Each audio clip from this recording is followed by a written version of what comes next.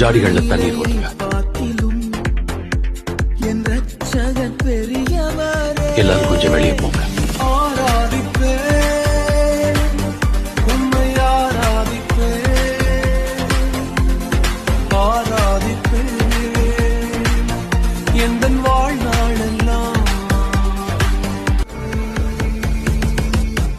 நான் ஆயத்தமாக்கிறேன் பிதாவே. தண்ணீரை ரசமாக மாற்றி என் வெறுமையை நிறைவாக்கி நீரே. வெட்கத்தின் விளிம்பிற்கு சென்றும் என்னை நிறைவோடு மீட்டெடுத்தீரே.